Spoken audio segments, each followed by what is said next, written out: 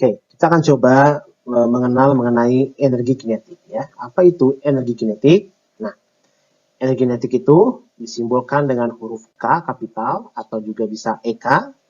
Itu berkaitan dengan kondisi gerak suatu objek. Jadi, misalkan untuk sebuah objek bermassa M dengan kelajuan V, ya, dengan catatan bahwa V ini di bawah kelajuan cahaya, ya, jadi masih bisa kita amati kelajuannya. Maka energi kinetiknya itu nilainya adalah setengah dikalikan massa dikalikan kelajuannya kuadrat. Atau setengah FI kuadrat ya. Nah, satuan untuk untuk energi kinetik ini dalam SI dan untuk semua jenis energi nantinya itu adalah joule. Dengan catatan 1 joule itu sama dengan 1 kg meter per second kuadrat. Nah, tadi kita sudah bahas mengenai energi kinetik, sekarang kita akan coba melihat apa itu kerja atau usaha ya.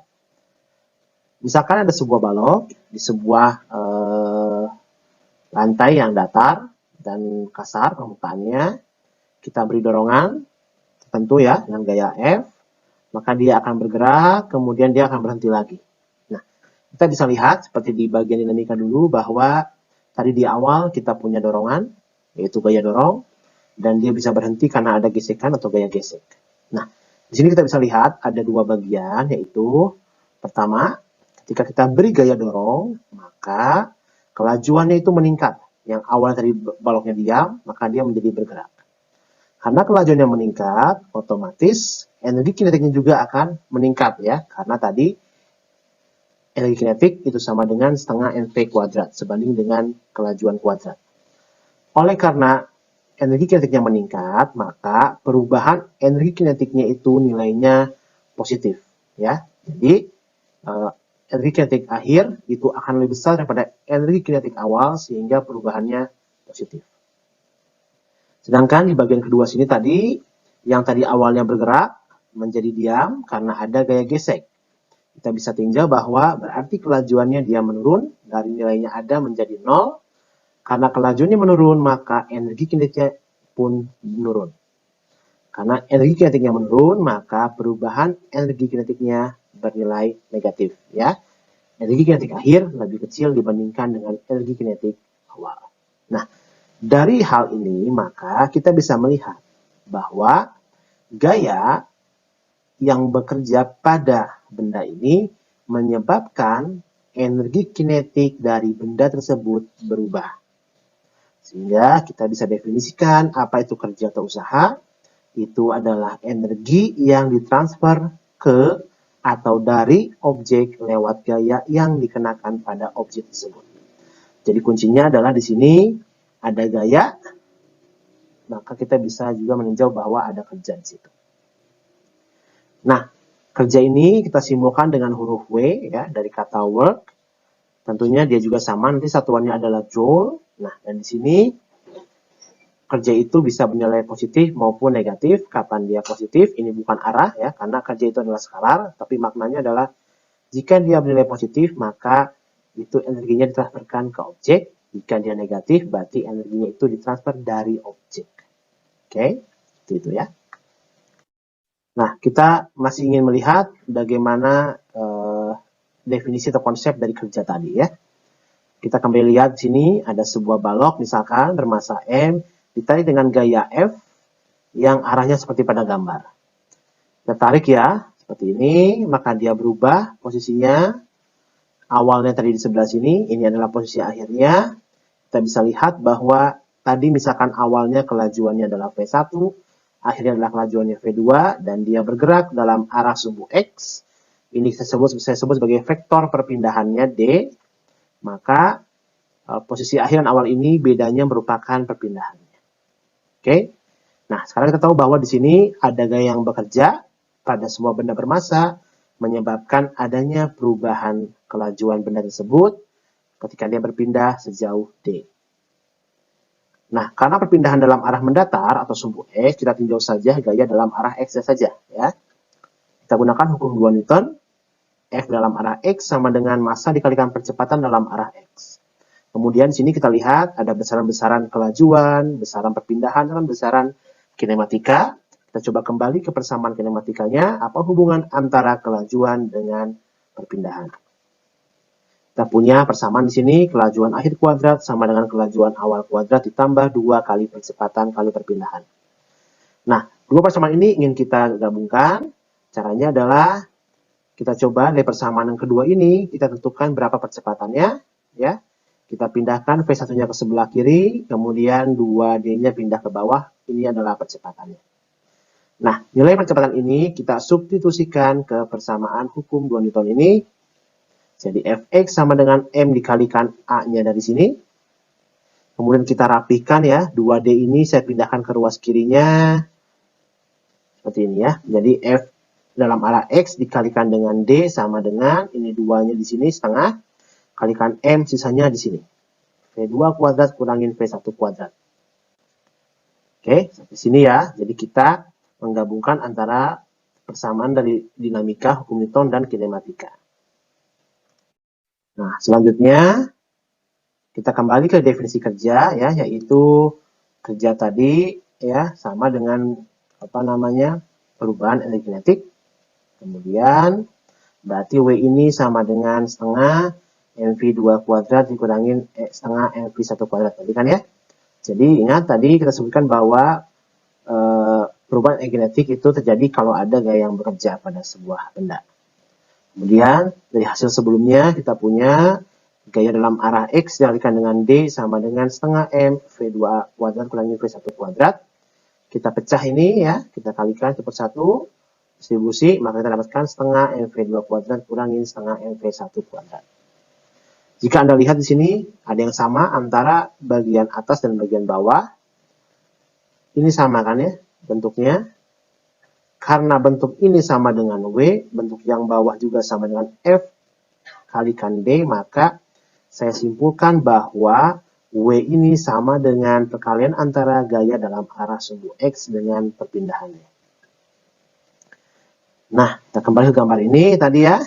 Tadi ini baloknya berpindah dalam arah D ke sini, ke sebelah kanan sumbu X.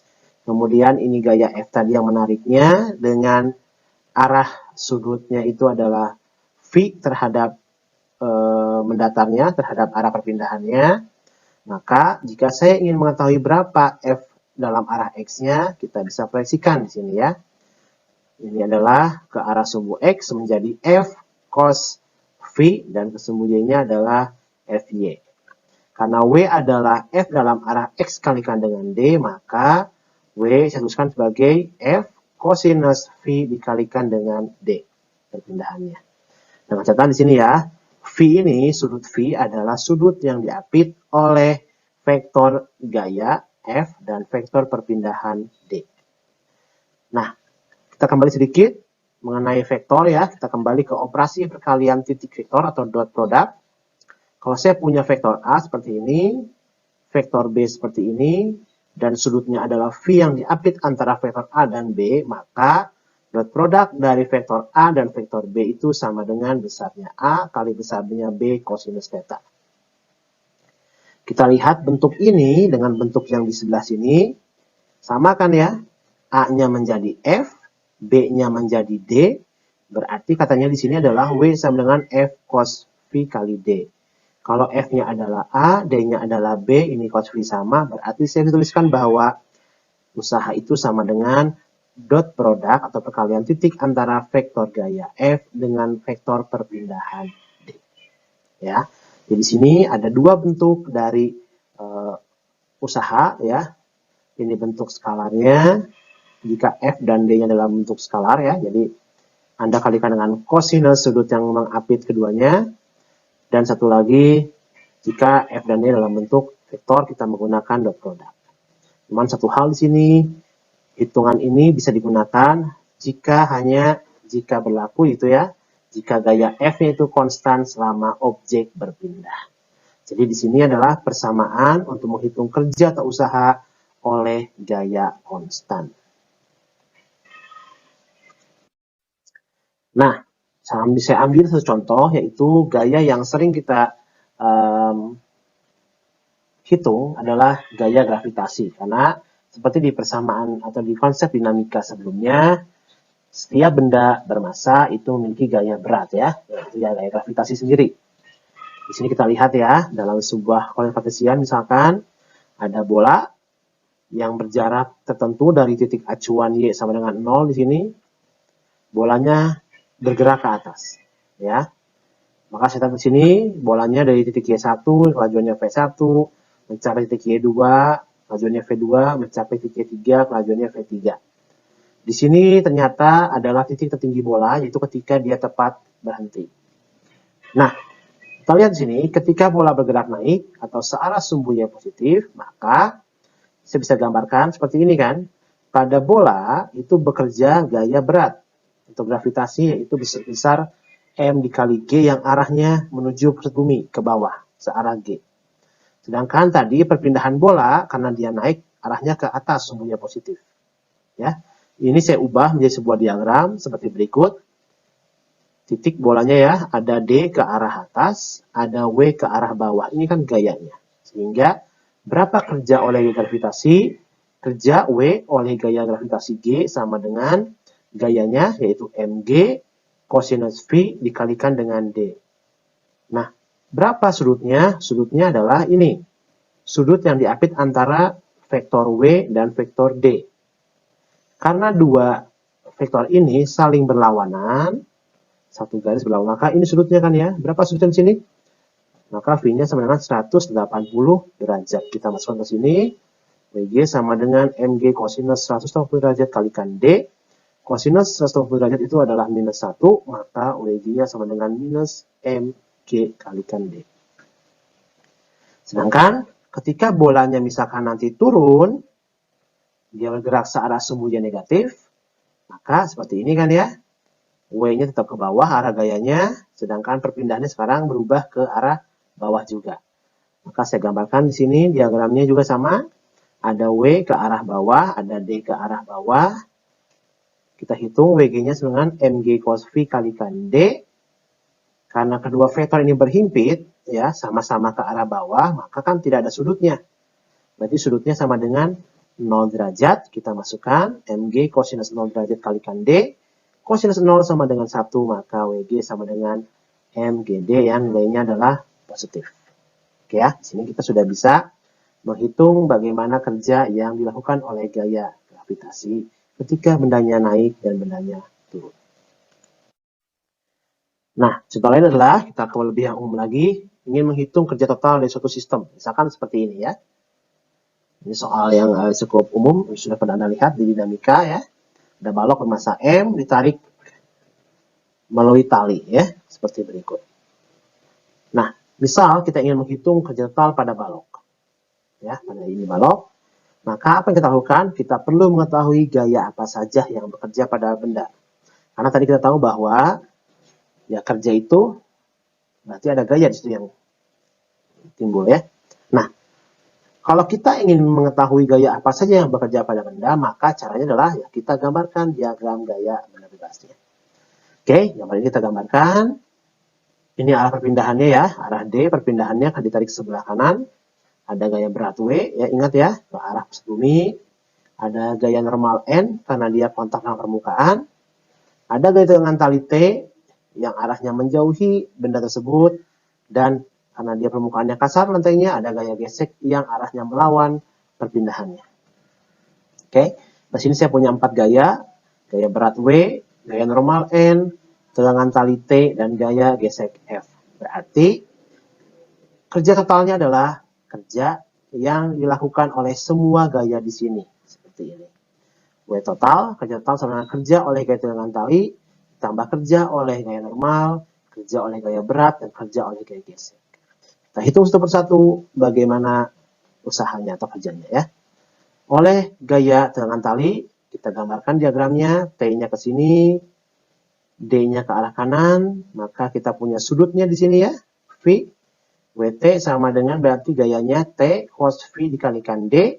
Karena V-nya ini bernilai theta di sini, maka sama dengan TD cos theta. Nanti tetanya berapapun ya tinggal dimasukkan angkanya berapa. Berikutnya adalah kerja oleh gaya normal. Kita gambarkan gaya normalnya ke atas. Perpindahannya ke sebelah kanan. Ini sudut V-nya. Kalau dilihat ini pasti tegak. lurus. Sehingga nanti WN-nya ketika N cosinus V D, maka V-nya kita masukkan 90 derajat, sehingga kita dapatkan bahwa W oleh gaya normal ND cos 90, ya. Cos 90 itu adalah 0, maka hasilnya adalah 0. Berarti gaya normal ini tidak berkontribusi terhadap perpindahan benda tersebut. Berikutnya adalah kerja oleh gaya berat, ya sama. Di sini ada W ke arah bawah, perpindahannya ke arah kanan. Ini sudut V-nya yang diapit. Kita lihat ini sama ya, tegak lurus. Kita masukkan persamaannya di sini. V-nya kita masukkan 90 derajat, maka sama hasilnya juga akan 0. Berikutnya adalah kerja oleh G gesek. Kita gambarkan G gesek yang sebelah kiri, perpindahannya ke sebelah kanan. Maka sudutnya ini adalah V. Persamaannya seperti ini ya, kita hitung. Sudutnya 110 derajat karena dia saling berlawanan. Hasilnya seperti ini ya. Kosinusnya nilainya minus 1, berarti FD kali minus 1 ya minus F kalikan dengan D. Oke. Jadi inilah cara kita menganalisa sebuah sistem untuk menentukan kerja totalnya ya. Jadi awalnya tetap menggambarkan diagram gaya benda bebas. Nah, tadi sebelumnya kita telah menyinggung bahwa jika ada kerja atau ada gaya yang bekerja pada sebuah benda, maka benda tersebut akan mengalami perubahan energi kinetiknya. Oleh karena itu, kita akan gunakan konsep itu untuk menuliskan teorema usaha energi kinetik seperti berikut. Ya, jadi perubahan energi kinetik pada suatu objek itu diakibatkan oleh kerja total dari gaya yang dikenakan pada objek tersebut.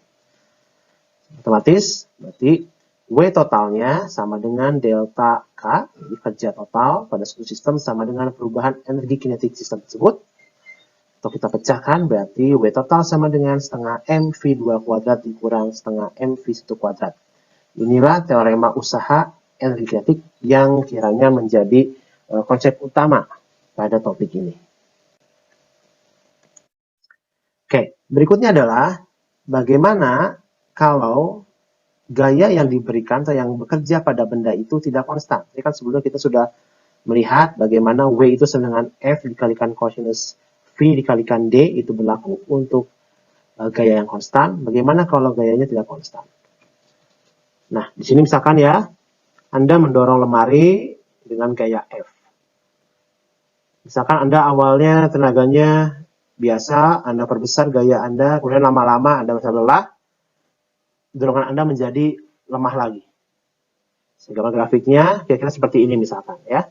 Jadi awalnya gayanya Anda naikkan terus, lama-lama mungkin Anda capek, Anda turun lagi gayanya.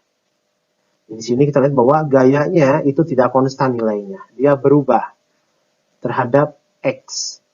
Ya, jadi berubah terhadap posisi. Naik, turun lagi. Nah, seperti ini maka cara kita menghitung berapa usahanya adalah kita bagi-bagi gaya ini menjadi sekian banyaknya partisi. Kita jumlahkan, kemudian dengan partisi yang sangat kecil kita bisa menggunakan konsep integral. Jadi usahanya sama dengan integral dari posisi awal ke posisi akhir, gaya dalam sumbu X dalam fungsi X terhadap dx. Nah, jika saya punya grafik antara fx dengan x, dan sini integralnya antara fx terhadap dx, maka saya bisa menyimpulkan bahwa W ini juga, jika dalam bentuk grafik yang kita analisis f terhadap x, maka di sini kita bisa lihat, saya arsir daerah di sini, maka W atau kerja adalah luas daerah yang diapit antara kurva gaya dengan sumbu mendatar atau sumbu X-nya. Nah, berarti luas yang diarsir ini adalah kerjanya. Ya. Nah, sekarang kerja oleh gaya pegas. Sebelum kita berbicara mengenai kerjanya, kita bahas dulu mengenai gaya pegasnya. Ya. Misalkan ada pegas seperti ini di sebuah bidang datar, satu ujung pegasnya saya ikat dengan dinding, satu lagi bebas. Kemudian ini adalah titik 0, yaitu adalah titik ketika pegas itu dalam kondisi rileks, yaitu tidak tertekan maupun tidak tegang, kondisi setimbangnya, seperti ini ya. Pegas dalam keadaan tidak tertekan dan tidak tegang, maka perpindahannya D-nya 0, dan gaya pegasnya pun dia 0.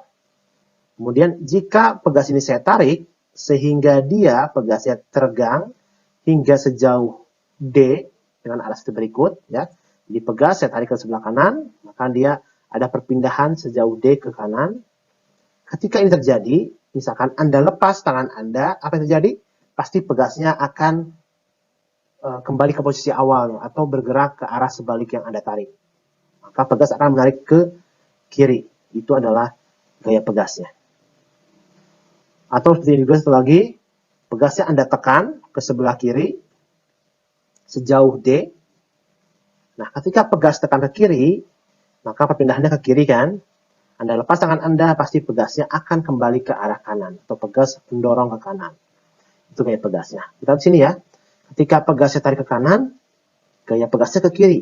Kalau pegasnya saya tekan ke kiri, gaya pegasnya ke kanan. Nah, di sini berarti gaya pegas merupakan gaya pemulih.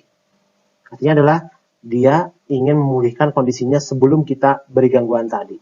Ya, saya tarik ke kanan, maka dia akan memulihkan diri ke kiri dan sebaliknya. Nah, gaya pemulih ini besarnya sebanding dengan perubahan panjang pegasnya. Jadi perpindahan ujung pegas yang kita tarik tadi. Maka sesuai dengan hukum Hooke, gaya oleh pegasnya dalam arah X ya sama dengan minus K dikalikan dengan D. Atau lebih umum, karena kita berbicara dalam satu dimensi saja, berarti di sini Fx atau gaya pegasnya sama dengan minus K dikalikan dengan X. X adalah perubahan posisi panjang pegas ya terhadap awal tadi. Dengan K di sini merupakan konstanta pegas. Itu adalah karakteristik dari pegasnya ya, apakah pegasnya elastiknya atau kaku, yaitu nilai K-nya. Nah, sekarang bagaimana kerjanya? Kita tahu bahwa pegas tadi gayanya adalah F sama dengan minus Kx. Artinya adalah gaya pegas bergantung pada posisi. Ya kan? Kan X ini posisi ya. Jadi kalau nanti nilai X-nya besar ya F-nya besar. X-nya kecil, F-nya kecil. Berarti dia tidak konstan nilainya. Maka karena dia tidak konstan, untuk menghitung usahanya kita gunakan integral tadi. Kita masukkan ya, Fx-nya adalah minus Kx seperti ini. Kita integralkan Kx terhadap dx menjadinya minus setengah Kx kuadrat. Batasnya adalah xi hingga xf. Xi itu adalah panjang awal pegasnya terhadap setimbang. Xf juga panjang akhir pegas terhadap setimbangnya. Maka seperti ini bentuknya ya. Setengah minus setengah Kx akhir kuadrat kurangin x awal kuadrat. Maka ini adalah usaha oleh gaya pegasnya. Nah, kita ambil kondisi pegas itu awalnya berada dalam kondisi rileks di posisi keseimbangan. Jadi xi-nya kita masukkan 0. Xi ini masukkan 0, maka hasilnya adalah W pegas sama dengan minus setengah Kx kuadrat. Dengan X adalah perubahan panjang pegas terhadap setimbangnya. Oke, terakhir daya. Nah, ini kita sering sekali menggunakan istilah daya dalam konsep energi ya. Daya itu power. Apa itu daya? Daya rata-rata itu merupakan kerja yang dilakukan oleh suatu gaya dalam selang waktu tertentu. Jadi di sini daya rata-rata sama dengan kerja per satuan waktu. Oke ya. Sedangkan daya saat atau daya saja itu ya, itu adalah kita limitkan terhadap data T-nya terhadap 0 ya, dari daya rata-rata. Jadi kita biasa ya, kita persempit selang waktunya menuju 0. Sehingga daya saat itu adalah turunan dari kerja terhadap waktu. Nah, kita tahu bahwa tadi kerja adalah gaya dikali perpindahan. Saya anggap saja perpindahan dalam arah X jadi F dot X ya. Maka daya saat sama dengan turunan dari F dot X terhadap dt. Tadi ya F-nya kan konstan, kita keluarkan tinggal dx dt. Berarti perubahan posisi terhadap waktu, kita ingat ya, di konsep kinematika itu adalah kelajuan ya. Jadi, ada kecepatan, maaf. Jadi, daya saat itu adalah gaya didotkan dengan kecepatannya ya. Dengan satuan, nanti daya adalah joule per second. W itu joule, T itu second ya. Yang kita namakan sebagai watt. Oke, sekarang kita akan bahas mengenai energi potensialnya. Apa itu energi potensial? Dia itu simbolnya U, saya buat di sini, atau boleh juga EP. itu berkaitan dengan konfigurasi atau kedudukan suatu objek. Jadi, berkaitan dengan posisi objek tersebut terhadap suatu acuan. Nah, misalkan di sini ya, saya punya bola yang bergerak dari posisi Y1 terhadap acuan 0 ke Y2 terhadap acuan 0. Misalkan bola bergerak ke arah atas di sini menuju Y2. Kita lihat ya di sini ya, di pada bola bekerja ya gravitasi yang arahnya ke bawah. Di Y1, kelajuan bola adalah V1, di Y2, kelajuan bola adalah V2. Tentunya kita tahu bahwa pasti V2 itu nilainya lebih kecil dibandingkan dengan V1. Nah, ketika bola naik, usaha yang dilakukan gaya gravitasi itu bernilai negatif. Kenapa? Karena lihat sini ya, perpindahannya ke arah atas, gayanya ke arah bawah. Maka nanti tetanya adalah 180 derajat, berarti minus 1 kosinusnya ya. Nah, ketika itu, sebagian energi kinetik itu ditransfer oleh gaya gravitasi ke bentuk energi lain. Karena tadi V2 lebih kecil daripada V1, berarti kan energi kinetiknya sebagian hilang atau dia menurun. Nah, itu ditransfer nilainya ke bentuk lain, yaitu energi potensial. Nah, pada saat ini kita lihat bahwa ketika usahanya negatif nilainya, ternyata perubahan energi potensialnya positif. Ya, atau bertambah energi potensialnya. Berikutnya, ketika bolanya turun, ya ini panahnya, maka usaha yang dilakukan oleh gaya gravitasi itu bernilai positif, ya, karena sama-sama ke bawah, sudutnya 0, berarti plus 1 kosinusnya. Maka sebagian energi potensial tadi, karena dia turun, ya, ditransfer oleh gravitasi ke bentuk lain, yaitu energi kinetik. Karena kinetiknya bertambah, itu adalah dari transferan oleh energi potensialnya, ya. Maka di sini kita lihat bahwa ketika usahanya bernilai positif atau kerjanya positif, maka perubahan energi potensialnya dia negatif. Nah, dari dua hal ini kita bisa simpulkan bahwa perubahan energi potensial delta U jika dikaitkan dengan usaha atau W seperti ini. Delta U sama dengan negatif W. Nah, sekarang kita akan meninjau yang namanya gaya konservatif dan non-konservatif. Misal, kita ambil kasus saja agar mudah untuk membahasnya. Misalkan kita ingin memindahkan bola dari dasar bidang miring seperti ini, ya, ini bolanya, yang permukaannya ini kasar semua ke puncak bidang miringnya. Nah, memindahkannya ada 3 cara, yaitu melewati 3 lintasan berbeda. Lintasan pertama seperti ini, jadi saya belokkan dulu, pindah ke sini. Lintasan 2, lurus langsung ke atas. Lintasan 3, lebih muter-muter dulu sampai ke atas. Jadi terbayang ya? Lintasan 2 itu pasti yang paling pendek jarak tempuhnya, disusul lintasan 1, disusul lintasan 3 yang paling panjang jarak tempuhnya. Nah, di sini kita lihat berapa sih usaha oleh gaya gravitasinya. Kan berarti WG, W oleh gravitasi sama dengan, karena dia bergerak ke atas, berarti kan minus mg d. D adalah posisi akhir terhadap posisi awalnya kan ya, ini. Nah, sekarang kira-kira kalau saya lewat lintasan 1, 2, dan 3, sama nggak nilai WG-nya? Tentunya sama saja. Kenapa? Karena di sini kita lihat bahwa lewat lintasan manapun, beda ketinggiannya tetap D. Jadi di sini W lewat lintasan 1 sama dengan W lewat lintasan 2 sama dengan W lewat lintasan 3 sama. Semuanya adalah minus M kali G kali D. Jadi di sini saya sebutkan bahwa usaha oleh gaya gravitasi itu tidak bergantung pada lintasannya. Karena dia hanya bergantung pada sini ya, ketinggian awal dan ketinggian akhirnya saja.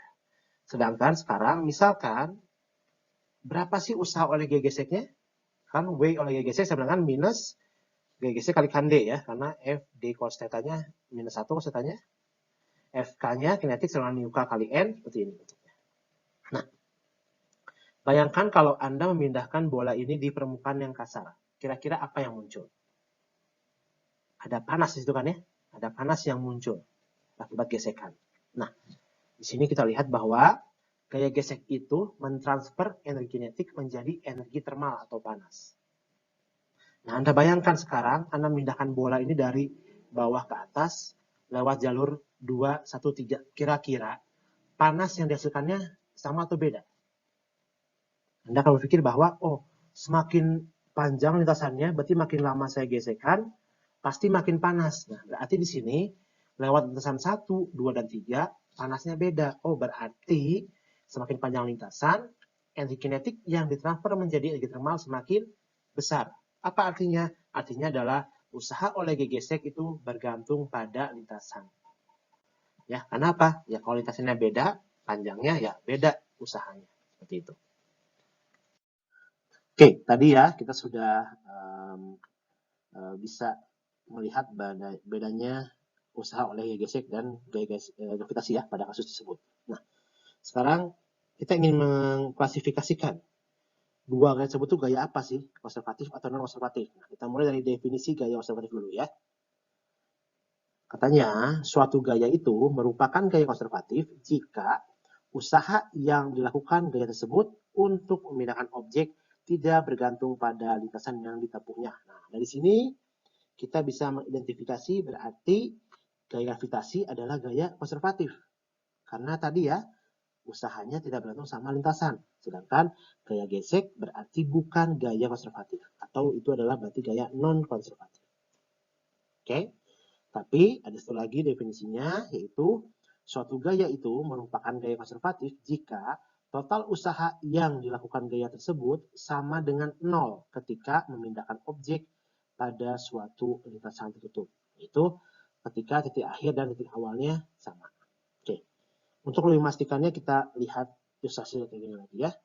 Ini bola dari dasar ingin saya istilahnya pindah-pindahkan di permukaan bidang ini. Ya, ke atas, kemudian saya teruskan kembali ke bawah. Jadi ini lintasannya naik dulu ke atas, kemudian saya kembalikan ke bawah, mencapai titik awal lagi. Jadi titik akhirnya dan awalnya sama-sama di bawah sini ya. Ini adalah lintasan tertutup. Nah, kita di sini ya. Maka usaha oleh gaya gravitasi total itu berarti usaha ketika dia naik dan usahanya ketika dia turun. Kita hitung. Ketika dia naik, berarti kan minus mg kalikan d. Turun adalah berarti positif mg kali d. Ini berapa hasilnya jumlahkan? Pasti sama ya, sama dengan hasilnya adalah 0. Oh, karena usaha oleh gaya gravitasi ini bernilai 0 ketika dia digerakkan di lintasan tertutup, maka gaya gravitasi saya simpulkan merupakan gaya konservatif. Nah, nanti gaya-gaya lain juga ada, seperti gaya pegas, itu pun konservatif. Anda bisa baca lebih lanjut di berbagai literatur ya. Coba cari gaya apa saja yang termasuk gaya konservatif selain gaya gravitasi. Sedangkan tadi, kalau ini saya terjadinya pada gaya gesek, 0 tidak ya. Makin muter gini tidak 0, tapi apa ya? Makin panas, berarti usahanya tidak 0. Maka gaya gesek itu merupakan gaya non-konservatif. Anda cari juga, silakan berbagai gaya lain selain gaya gesek yang merupakan gaya non-konservatif. Nah, sekarang kita ingin menghitung berapa energi potensial dari beberapa kasus ya. Yaitu pertama adalah untuk gravitasi dan untuk pegas. Jadi kita ingin menentukan energi potensial gravitasi dan energi potensial pegas. Misalkan ini yang pertama ya, gravitasi. Ada bola di sini pada ketinggian Y2 sama dengan H terhadap titik acuannya 0. Berarti teoremanya tadi ya, perubahan energi potensial sama dengan negatif kerjanya. Berarti kerja adalah gaya integral gaya terhadap perpindahannya ya, karena dia dalam arah sumbu Y, pindahnya berarti dy di sini. Kita masukkan gayanya adalah mg minus ya, minus mg dy. Integralkan terhadap Y, maka dapatnya adalah mg Y2 kurang Y1. Seperti itu ya. Berarti adalah sama dengan mg delta Y. Nah, sekarang delta UG adalah UG akhir dikurangin UG di referensi. Apa sih referensi itu? Potensial. Jadi energi potensial di referensi itu adalah titik di mana energi potensialnya adalah 0. Itu titik Y sama dengan 0 kan. Kita masukkan di sini. Saya punya berarti energi potensial gravitasi itu sama dengan M kali G kali H. H itu adalah ketinggian benda terhadap titik acuannya. Kemudian jika pegas, Pegasnya ini kesetimbangannya di X sama dengan 0. Saya tarik pegasnya sejauh X dari kesetimbangan, maka sama ini ya, teoremanya kita gunakan. Fp-nya itu adalah gaya pegas ya, minus Kx. Dan tegalkan terhadap X, jadinya setengah Kx kuadrat. Batasnya kita masukkan. Kemudian kita ambil lagi, referensinya adalah ketika 0, maka energi potensial pegas itu sama dengan setengah Kx kuadrat. Dengan X adalah perubahan panjang pegas terhadap kondisi setimbangnya. Jadi sudah punya dua, energi potensial gravitasi dan energi potensial pegas. Berikutnya adalah kita ingin bicara mengenai kekekalan energi mekanik. Sebelum itu kita harus tahu dulu apa sih energi mekanik itu. Energi mekanik atau EM itu merupakan jumlah dari energi kinetik dan potensial. Ya, seperti ini matematisnya ya. EM sama dengan K ditambah dengan U. Kita kembali ke teorema usaha energi kinetik tadi ya. Katanya W total sama dengan delta K. Nah, W total itu atau usaha total itu kan bisa berasal dari usaha oleh gaya konservatif, bisa juga usaha oleh gaya non-konservatif. Maka di sini W total itu sama dengan W dari gaya konservatif ditambah W dari gaya non-konservatif sama dengan delta K. Nah, sekarang jika pada suatu sistem itu hanya ada gaya konservatif yang bekerja, misalkan simpelnya adalah tidak ada gesekan pada sistem tersebut, contohnya licin, udara diabaikan gesekannya dan lain-lain, maka W non-konservatifnya sama dengan 0, karena tidak ada gaya non-konservatif. Berarti saya punya W konservatif sama dengan delta K. Kita tahu bahwa W konservatif sama dengan minus delta U. Ya, kita pindahkan, berarti saya punya minus delta U sama dengan delta K. Saya pindah ruaskan delta U-nya ke sebelah kanan, berarti 0 sama dengan delta K tambah delta U. Saya pecah persamaannya ya. Delta K adalah K akhir kurangin K awal. Delta U adalah U akhir kurangin U awal ya. F itu final akhir, I itu inisial awal. Kemudian berarti di sini sekarang semua yang final saya pindahkan satu sisi, yang lainnya yang inisial ya. Ini ya KF-nya. UF-nya di sebelah kanan saya pindah ke sini digabung dengan KF, berarti kan ini positif. Kemudian sebelah sininya KI dan UI-nya sama-sama negatif ya. Ini minus KI minus UI. Ini saya rapikan. Buat apa? Sini soalnya. Kenapa? Karena saya tahu bahwa K ditambah U adalah EM. Berarti bagian ini adalah EM final. Bagian ini adalah EM inisial. Seperti ini. Oke, jadi 0 sama dengan EM final kurangin EM inisial. Atau energi mekanik akhir dikurangin energi mekanik awal sama dengan 0. Maka saya pindah ruaskan. Saya perolehlah energi mekanik akhir sama dengan energi mekanik awal, alias di sini hukum kekekalan energi mekanik. Ya, jadi tidak ada perubahan antara akhir dan awal.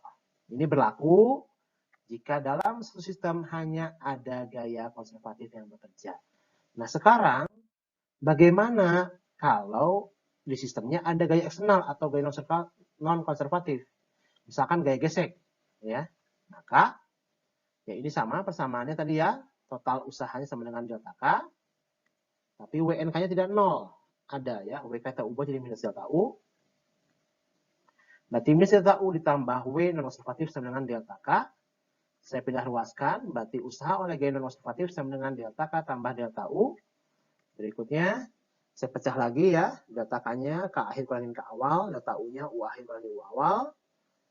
Rapikan seperti tadi ya, yang di akhir satukan, di awal satukan, berarti ini nanti adalah EM akhir, ini adalah EM awal. Berarti usaha oleh gaya non-konservatif sama dengan perubahan energi mekaniknya. Artinya apa di sini? Oh, berarti energi mekaniknya tidak kekal. Karena apa? Karena nanti sebagian energi mekaniknya itu diubah menjadi bentuk energi lain. Misalkan apa? Thermal akibat gesekan ya. Jadi nanti kalau tadi yang kekal energi mekanik, perubahan itu hanya potensial sama kinetik saja terjadi, transfernya. Tapi kalau sekarang bisa menjadi nanti energi panas termal, seperti itu.